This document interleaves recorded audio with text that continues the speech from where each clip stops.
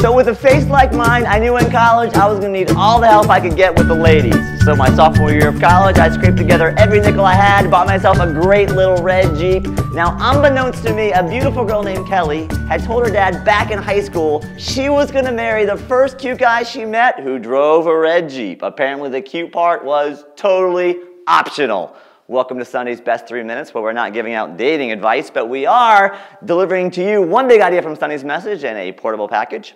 So in the Old Testament, King David was a warrior who also wrote songs and prayers found in the book of Psalms. And one of the prayers he wrote was for a worship service to be sung or prayed over him as he went off to battle. And here's what he writes: "Some trust in chariots and some in horses, but we trust in the name of the Lord our God." Now here's the thing. David didn't have any Jeeps, but he did have an army full of both horses and chariots. But on the eve of battle, as he gets ready to put his life on the line, he looks at all these horses and all these chariots and he says, ultimately, none of these things matter. We're going to use these things skillfully, but we're not going to trust in them ultimately. And this concept of using God's good gifts in faithful ways, but not trusting in them ultimately to take care of us, is one of the hardest things that many of us can do. What we try to do is use God to get the stuff we want, so we might trust in the stuff and forget about God altogether.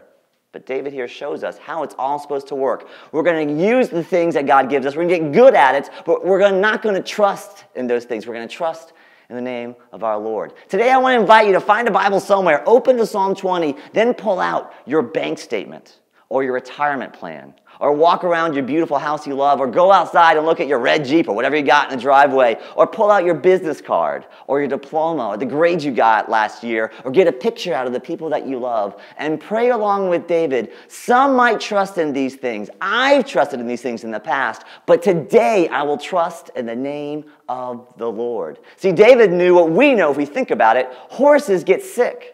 Chariots break down. Sometimes we need them the most.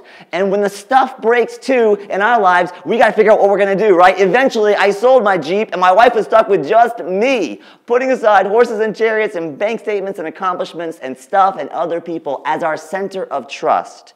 And replacing it with the Lord as our center of trust is both the craziest thing we could possibly do and the sanest thing we could ever possibly do. So give that Psalm 20 prayer a test drive this week, even if you're not much of a praying person, and see what happens in your heart when you move from trusting in stuff to trusting in the one who is the giver and the source of all good stuff.